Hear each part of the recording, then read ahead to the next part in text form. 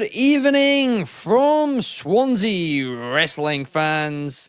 I'm your host, Ben Allison, and you are watching Wrestling Republic's daily broadcast, your one-stop shop for professional wrestling, insight news, and reviews on a daily basis. Today, it's Friday. We're going to be talking about some of the news in professional wrestling, including the reported free agency of Mike Bailey. It's going to be a fun episode, that is for sure. But you guys know what I say. For a fun episode, we certainly need a fun panel, and today we certainly have just that. Firstly, the head of opinions here at Wrestling Republic. How are you today, Anthony? I'm doing all right. It's a SmackDown tonight, and probably a bigger sports thing going on tonight as well, which I'm sure we're going to get into in the weekend review. But I'm looking forward to it. Let's get into it. Absolutely. I mean, personally, I don't like watching that fake nonsense. I prefer to watch real sports. But also joining us today, we have Jordy in the bank. How are you today, Jordy?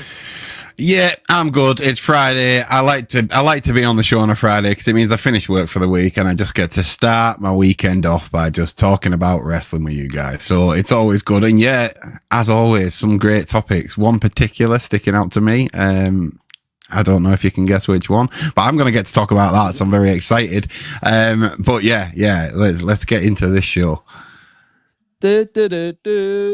Oh, we will certainly be getting into that later on. DCX Warlord is predicting for the first topic. He thinks Mike Bailey is going to All Elite Wrestling. Melissa Robinson says, hey, watching this on the bus home from work. Shout out to you, Melissa. That's commitment. DCX, that right there is a true fan, right? We're talking about fans. Jordy's actually got a new catchphrase for Wrestling Republic because, in case you guys haven't seen, I'm now sitting a lot higher today because I've had to move my chair because I've got a bad back. Jordy, what's the new catchphrase for Wrestling Republic? We've all got bad backs here at Wrestling Republic because we carry the internet wrestling community on our back. We absolutely do. So that's me, you, and Clark now that have got bad backs. And speaking of fans, I've got my new biggest fan here. D6 Warlord says, I feel your pain, Ben. D6 Warlord's got a bad back too. We're just carrying the wrestling community too hard, sure. Carrying the comments. Wrestling Republic and the viewers too. Yeah, exactly. By the way, we can now actually, this is a complete side note, we can now see on YouTube, on the YouTube studio, who's commented the most every month. So we might actually end up doing something for that, but that's a little teaser for down the road. But firstly, let's give a teaser for what Mike Bailey could be doing next, right? Because I need to get the siren ready. The ferry is pulled into the dock or whatever. Oh, it was on repeat. Chaos didn't settings. But basically, according to PW Insider yesterday, Mike Bailey has left TNA Wrestling. Neither TNA or Mike Bailey have confirmed this as of this time. But we're not talking about if he has, if he hasn't. What we're talking about is if he was a free agent tomorrow, what should he do? Should he go to AEW? Should he go to WWE? Should he join WWE ID? Or should he even go to New Japan or stay with TNA Wrestling, where the possibilities are endless? Anthony, I'm going to pass this to you first. What would you do if you were Mike Bailey? It's a weird situation because Mike has a very unique style. And it reminds me a lot like RVD, where he, as good as he is, he kind of really needs that right opponent to really shine because he has such a unique style. It doesn't work with everybody that he's in the ring with. TNA, he dominated the X division. The only thing he didn't hold was the world title. Could he stay in there another year? Yeah. TNA is going to go through a bit of a rough patch because there are talents that are going to probably be leaving him. Jordan Grace. They had already lost Mustafa Ali earlier this year. So they're going to have to reconfigure too. Could he go to NXT? Possibly. I'd be very curious if Scott D'Amore is signing people with Maple Leaf Pro. We know he's very tight with Scott. I believe he trained him, if I'm not mistaken. So I don't know if Scott's signing people. If he goes to AEW, my only concern is this: is he going to suffer from new toy syndrome, which has been a continued problem in AEW, where they would sign somebody, they'll hype them up, we got this guy, and then a couple months later, they're on Ring of Honor or on Collision or Rampage, and they're forgotten about. Look at Deanna Grace, Deanna. So she just disappeared from the product for the most part. So, do I think if I'm going to pick anywhere he's going to go, he's probably going to go to AEW is the most likely scenario. But I would hope that he doesn't just end up in Ring of Honor purgatory like Deonna Purrazzo and some of these other ones. Well, that is that Tony Khan's version of wrestling purgatory. Is it Ring of Honor? Where you do, well, apart from you don't improve when you're down there. But no, they do actually. Ring of Honor, the talent now are killing it. It's just no one sees it. Yeah, that is literally the issue. The issue is nobody's able to see it. Well, they're actually, not. The booking's a bit rubbish too, but like Lee Moriarty, for example, is having like a great run as pure champion, and like nobody's watching it, and it's really, really unfortunate. Official Corey is saying Mustafa Ali is officially still on the TNA roster. I mean, I have no idea. No, I mean he has not been on the product. As far as he has not been since it was after Mania, I believe, because he wrestled that weekend as X Division champion. So so since like some point during the summer, he has not been there. As far as I know, he's not there, but. Maybe he's not a free agent, or maybe just hasn't decided to sign anywhere, because you would think AEW or NXT would have grabbed him by now. So I don't know what he wants to do. Well, we're going to have to wait and see there. Aaron thinks that Baron Corbin's going to AEW as well. Perhaps Baron Corbin and Mike Bailey in a tag team in a faction with Mustafa Ali, the world's weirdest faction ever. Melissa also says, probably Bobby will win it. I don't know. I think it'll be tough competition. DCX Warlord says Deonna Purrazzo is in a team with Taya Valkyrie and is creating a faction. That could be interesting. If anybody actually saw it, yes, it would be. Well, I personally think the way to make people see it is to put Mike Bailey. I'm joking. I personally would. You couldn't even make that work. I couldn't. I actually legitimately want to see Mike Bailey sign with New Japan Pro Wrestling, because right now they are in need of top stars. They're trying to create top stars, and they're doing a decent job at it. They're trying to push Shota Umino too fast, and that isn't working. The crowd are not liking it. It's literally Roman Reigns 2.0. But I think somebody such as Mike Bailey going over to Japan, because he's been there before, and every time he's there, he kills it. I think him being a top star there would be an absolute game changer for them. And I mean, I think would elevate his career to new heights too. And I think that's actually where he'd have the most opportunities if that's where he went. But Jordy, what about you? Where do you want to see Mike Bailey go? I don't know. It's a tricky one. It really is. I mean, the fact that it's called Speedball, instantly, like, a brain just went, yeah, Speed Champion would be good. But you look at the reality of it. If he's going to go to WWE, he's going to go into NXT. You're essentially, you're going into the big pond, but you're starting off as the smallest fish in a way. And it just depends what he wants as well at this point in his career.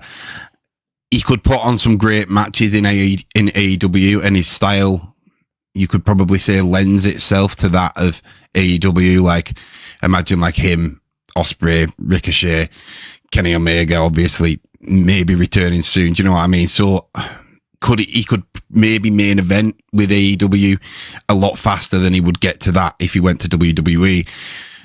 New Japan's probably a great shout in terms of if he wants. That's probably where I would imagine, aside from TNA, where he might get the most creative freedom and the biggest deal made out of him straight away. And again, obviously, more of a return, but the fact that his style certainly lends itself to that. I don't know. If I was him, I'm probably the type of guy that wants to go into uncharted waters and potentially look at having some of them matches with Ospreay, with Omega, with Ricochet, and trying to, like you say, build your stature and build your name within sports entertainment and wrestling in that way.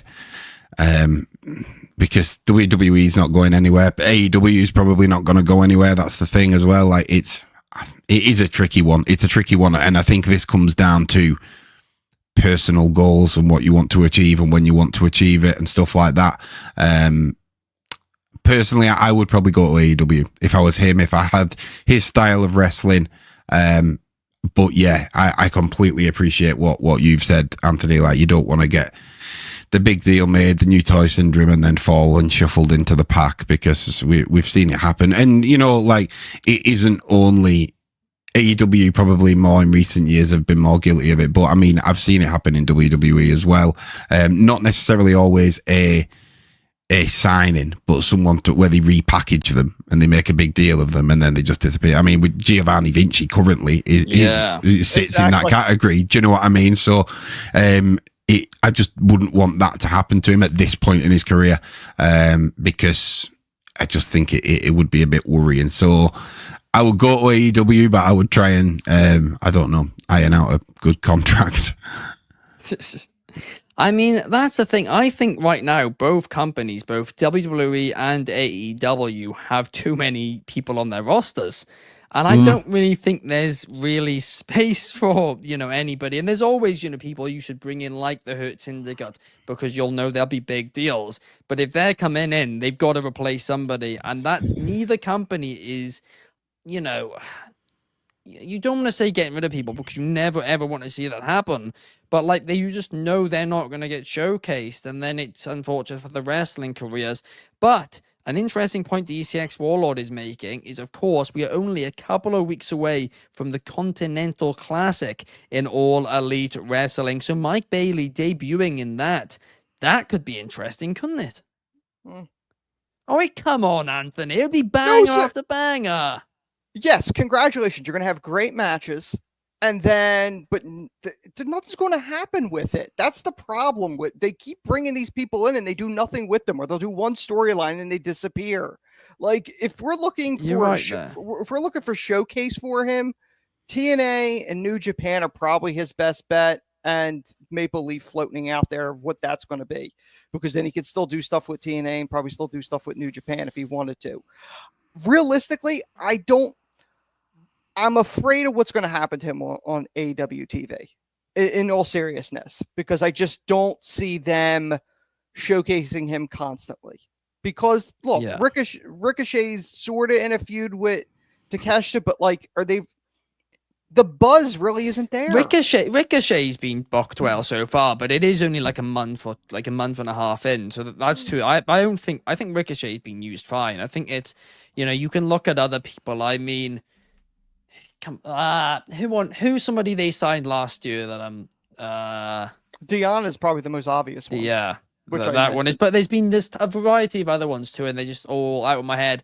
I mean, Pac from the start, he was just not used, and I know there was some international issues there. But Miro, another one. I mean, didn't they sign the Grizzle Young Black? Didn't they sign the Grizzle Young vets? Yep, they are there, and they've just been on Collision. That kind of went nowhere. I mean, the problem is, and it's a shame because there's a ton of talent in this business, but there's a limited number of slots. And I don't think people realize that. Like, everybody wants their person pushed, but there's only so much finite space. That's why I think it's interesting, because there's a question, and a lot of promoters are asking it, about the demand there is for more wrestling. And we've seen that when AEW do more shows, that the demand kind of isn't there. But at the same time, we have enough wrestlers to do multiple promotions, multiple top promotions. So that's why I've always thought that the idea that Freddie Prinze Jr. has about doing a Lucha Underground style thing, something a little more different, that could be hugely successful because it's an opportunity for more wrestlers. It's something very different to WWE and AEW, and that's where I think there's a space in the market for something. Unfortunately, he gave an update on that the other day, and his update was about a 10-minute speech basically saying he's spoken to tons of people have rejected it, a few people are interested, and that's that. There was no update. Yeah, but this thing has been hyped for how many years? This is the veer coming to Raw of wrestling promotions. It's been hyped multiple times. It's going to happen. It's going to happen, and nothing's happening. I don't think it's happening. If I got to be honest with you, I don't think this promotion's happening. He said the other day, a couple of days ago, he said it's definitely happening. But he said the reason it's been slow is because he's had quite a few movie projects. But he's had a few negotiations. One thing he said was he met with the Warner executives, the same people AEW deal with, and he spoke to them, and he said they have absolutely no idea about wrestling. He said no idea whatsoever. I spoke to them as well, you know.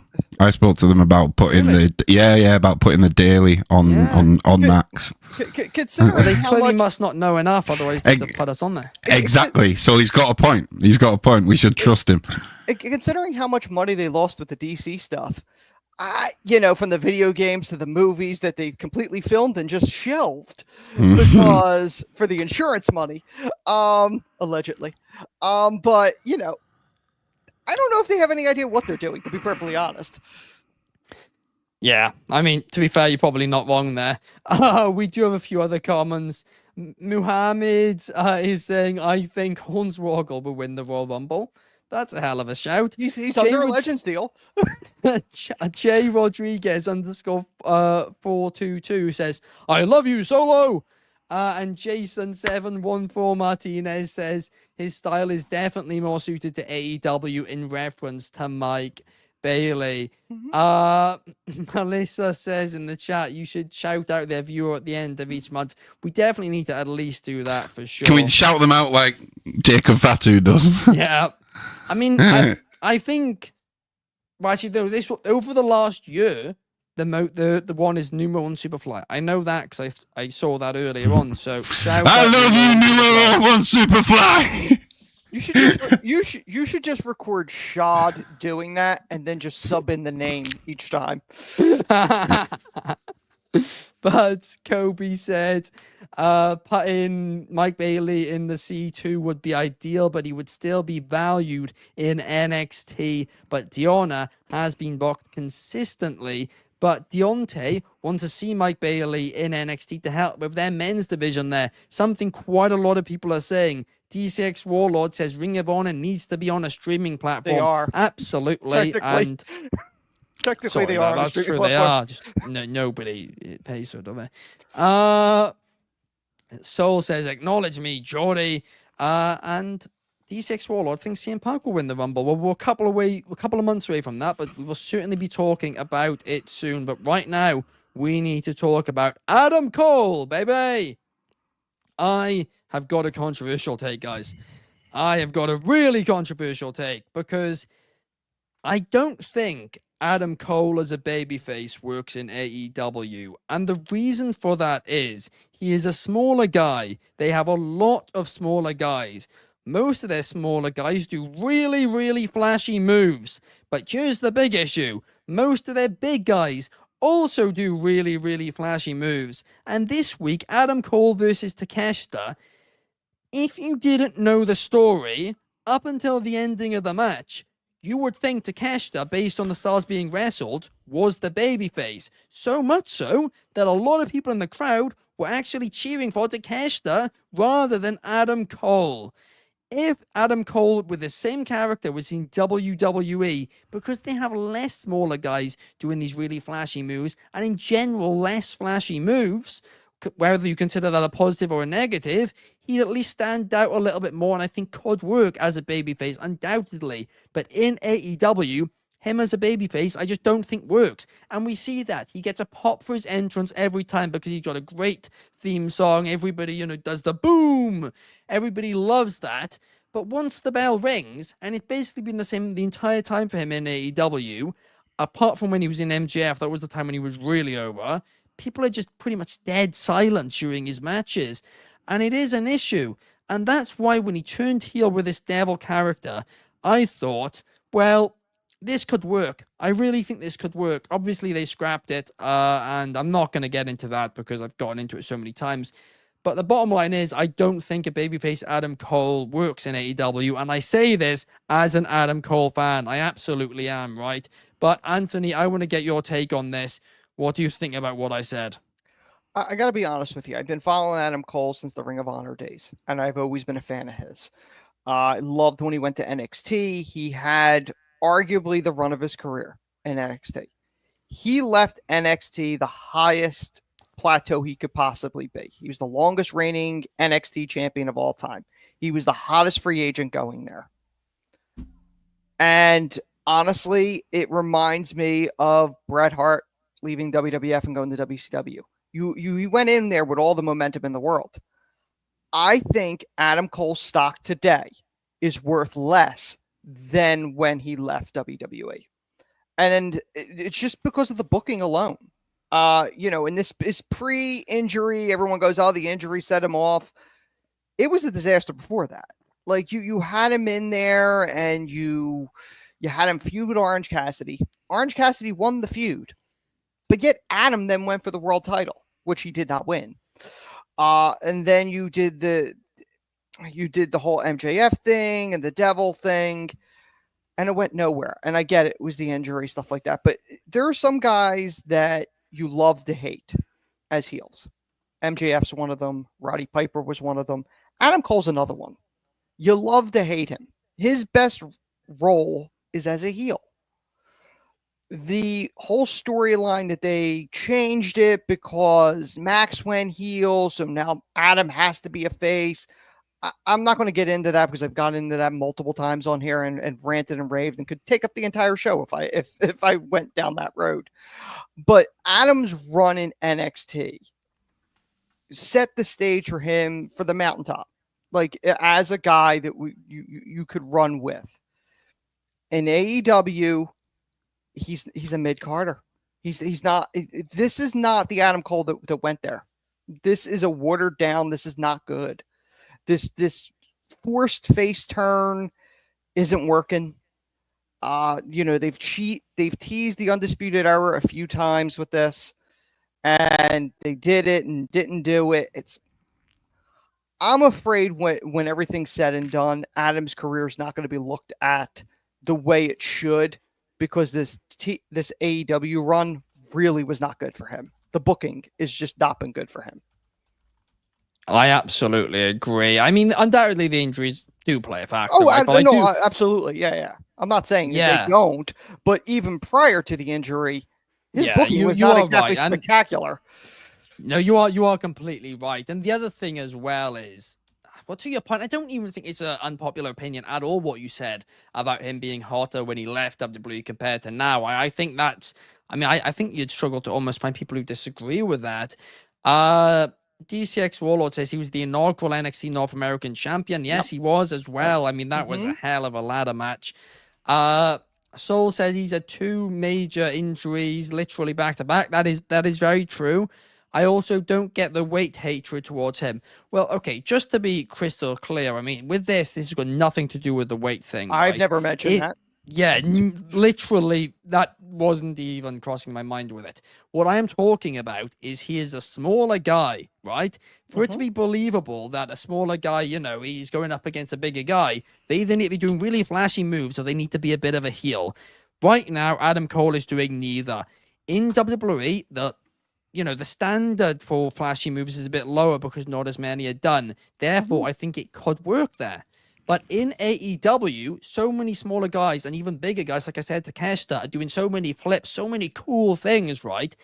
It just doesn't work. You can't really get over. He's wrestling like a heel as a babyface, and it just doesn't work at all.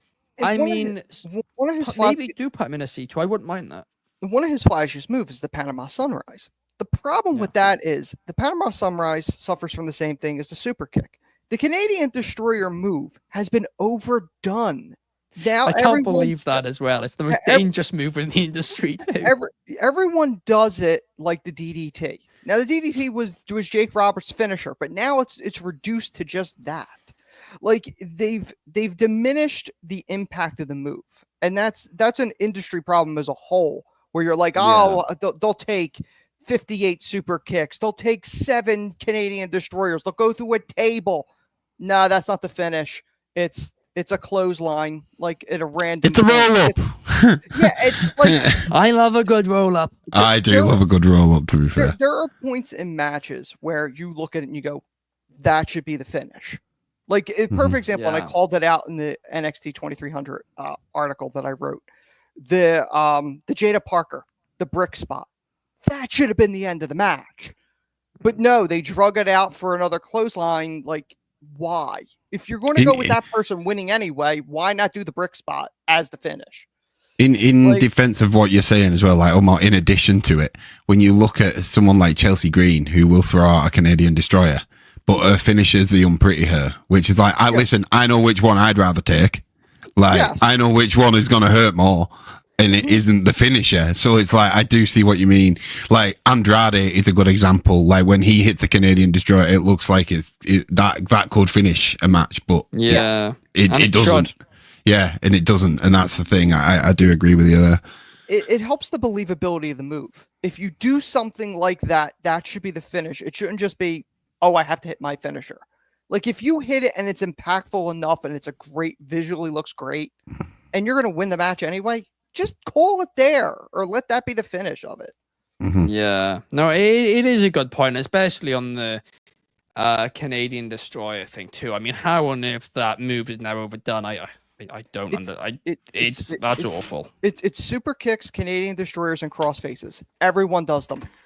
Yeah, but the Canadian Destroyer, I mean, I don't like, you'd be felt borderline dead if that hits you. Like a super kick, like, yes, I'd prefer it if it was protected, but like Canadian Destroyer would pretty much kill you. Like, how are we kicking out of that and then being pinned with a hip attack? Like, that's what really frustrates me. But something which doesn't frustrate me, in fact, it really makes me happy and relaxes me, is Demand Progress Plus, and they have a show on this Sunday, Progress Wrestling Chapter 173. Now, if you guys haven't watched Progress before, well, watch my video I did the other day where I explained everything that happened at Progress 172 in 10 minutes with highlights from the show, right? The lovely people over at Progress let us use their footage, so you can check that out. You can watch it. It's only 10 minutes long and it fills you in on all of the fantastic stories that are currently going on in Progress.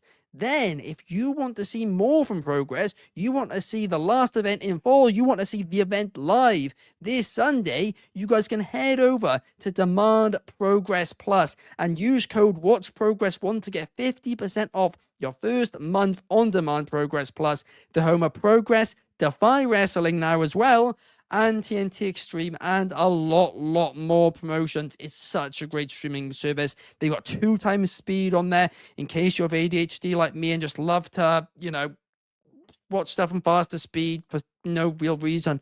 But that's just how I watch things. But honestly, guys, it is a great streaming service. So make sure you guys go and check that out. Once again, use code WatchProgress1 to get 50% off your first month on there. But now, let's move on, because we've got to talk about Jordy's favorite wrestler, the You Can't See Me man, John Cena, because it is now official. John Cena will be in this year's Royal Rumble match. It will be his last ever Royal Rumble, but the big question on everybody's tongue right now is, should John Cena win the Royal Rumble? Jordy, I want to get your take on this one. You're muted. The curse of the mute button has hit you. I just said yes back to you. No, I'm joking, but it's a tricky one. It's a tricky one. I can understand why people might not want him to win the Royal Rumble. I can understand why people might not want him to break the record and get the 17th title. But I think they're gonna. I really do think they're going to, whether people are for it or against it. And I just think what is the question is the route to that point. And wrestling is all about moments. Well, not wrestling, WWE specifically speak a lot about creating moments. And John Cena breaking that record is a moment. And it's one that, by the sound of things, you're not going to have the chance to do again after this year. Obviously, he announced that it was going to be his final Royal Rumble when he announced his retirement, but to actually see it and it just kind of the penny drops. It's like, oh no, like this is actually the last time. Like we're not going to hear that. He won't turn up, I don't think, for a surprise return 10 years down the line. I genuinely think this is the last time we'll hear that buzzer go, and followed by John Cena's music. And there's been so many iconic Cena moments. Obviously, he's won it twice.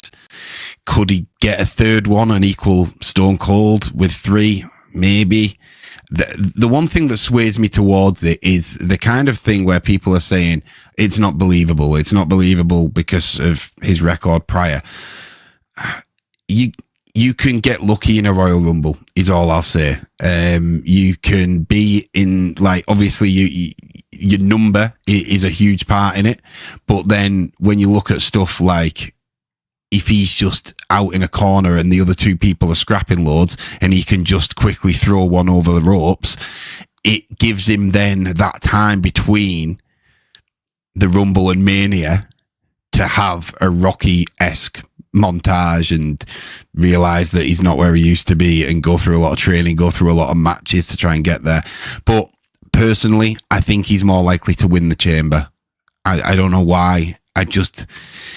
For me, if you win the Rumble, you main event Mania. They made that very clear last year. That was the whole thing about, like, we want Cody. So if Cena wins, he has to main event Mania, and I don't think that's the route they're going to go down. However, winning the Elimination Chamber and going against someone else, I think it's probably more likely. And again, we get to see, because the Rumble, chances are, I know he's going to be on Raw on the premiere on Netflix. I don't think he's going to wrestle. So chances are the Rumble is probably the first time we're going to see him back in the ring since he got essentially squashed by Solo Sikoa. So do I believe that person can win a Royal Rumble? Not unless they're entry number 30, in all honesty. And even then, he's going to have to be lucky. But give him a few months, get in the Chamber. Again, come out last when there's maybe only 3 people. It's possible. But I really do think that they're going to find a way to crown him and make him a 17-time champion. But I just don't think the Rumble is going to be the route. Maybe final 3 though. I think there'll be a moment, a stare down, and I think the doubt, or not the doubt for some, hope for others, will go into the mind that is Cena actually gonna win? But I don't think he actually will. Yeah, well, I'm going to be honest, I do agree with you. Kirby brings up a fantastic point. He said it's also going to be his last Chamber, so you aren't going to win both. I mean, he did say it'll be his last Rumble, last Chamber, and last Mania, so maybe he just means being at the event. But I do agree with you guys. It's probably going to be the Chamber if it is one. Kafka's K says, if Cena is to win the Royal Rumble, it should be appearances and build up throughout January. Returning and winning the Rumble doesn't make sense. I like a surprise winner from the Rumble, but I mean, it was announced now, and it's not really a surprise. I get your point. I do. But now let's move on to talk about the weekend preview, the world famous weekend preview. I just needed something to put on the line above it. I was like, what goes well with weekend? World famous, there we are. But tonight we have Friday Night SmackDown. We have the Motor City Machine Guns defending the WWE Tag Team Championships against the Street Profits. And that's not the only title on the line, as we also have the WWE Women's Championship on the line, as Nia Jax defends against the women who pinned her just a couple of weeks ago, Naomi. Then, as for AEW Collision this weekend, we have Mina Shirakawa back in action, taking on Harley Cameron. We have Shelton Benjamin versus Commander, the Acclaimed versus La Faction Ignoble, Rouge and the Beast Mortos in a full gear qualifying match. I really want Rouge and the Beast Mordos to win that one personally. We have an AEW Women's World Championship no DQ rubber match as Mariah May defends against Anna Jay. I don't know why it needs to be that long of a name, but of course, Anna Jay pinned Mariah May, earning this opportunity. We have Powerhouse Hobbs versus Beefcase Boulder and Johnny TV against Daniel Garcia.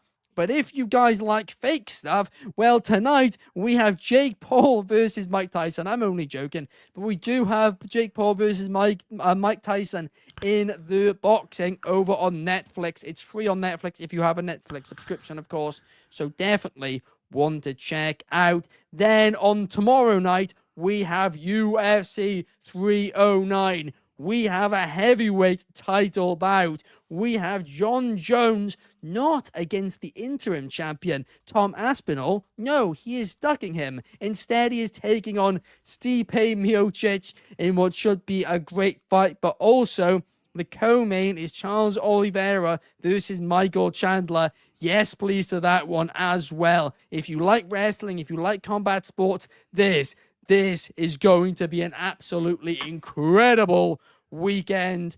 Anthony, I'm going to pass this to you first. What are you most excited for this weekend?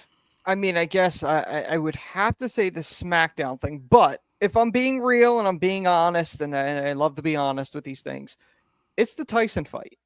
In 2024, to say that Mike Tyson's boxing again, and, you know, he is facing somebody that got famous on YouTube, which was not a thing back in the day. I mean, I grew up in the generation when Mike Tyson was the most feared man on the planet.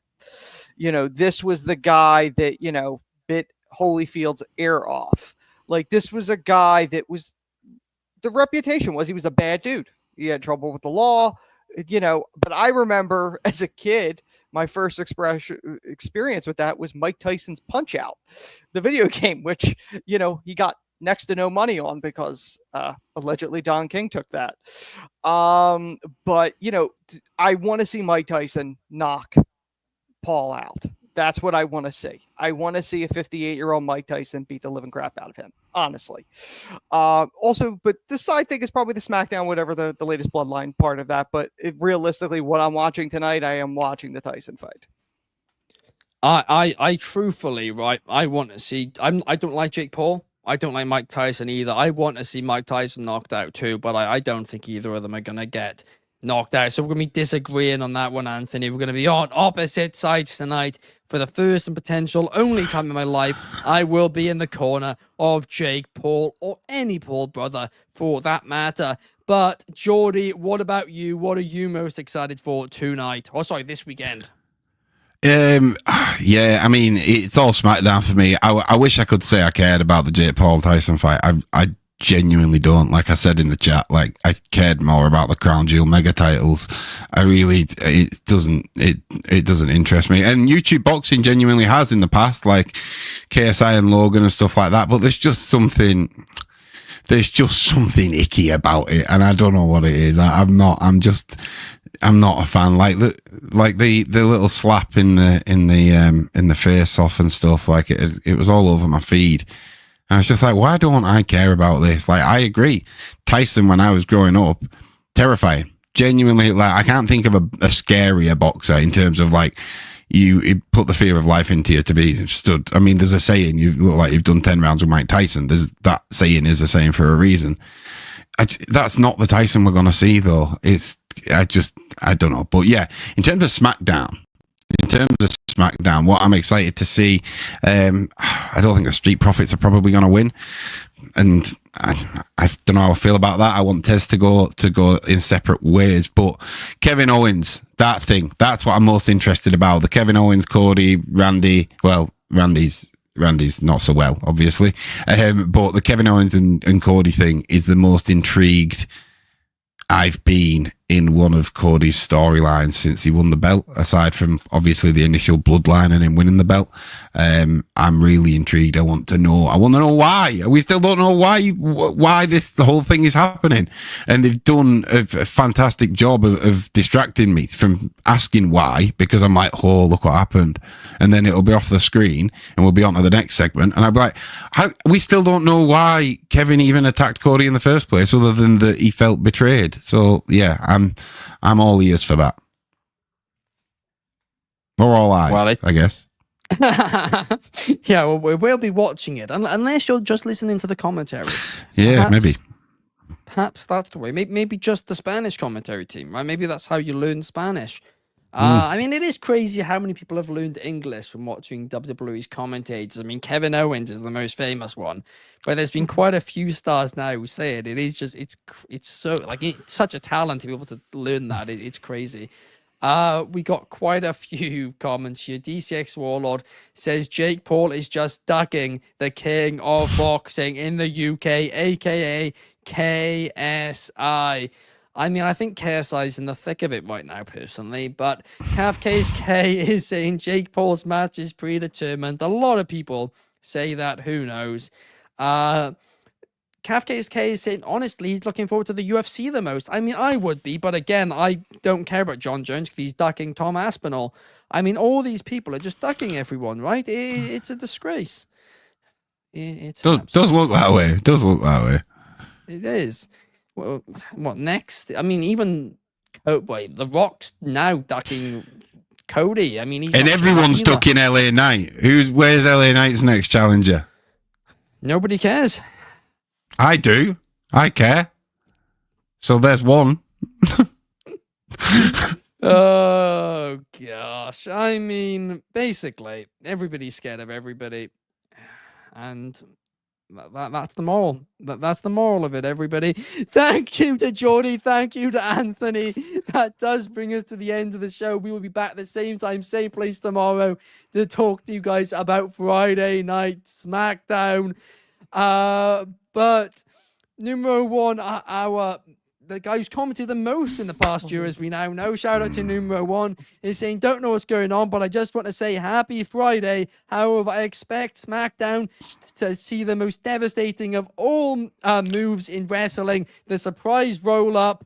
Let's do it. I'm all for roll-ups. In the words of DCX Warlord, peace.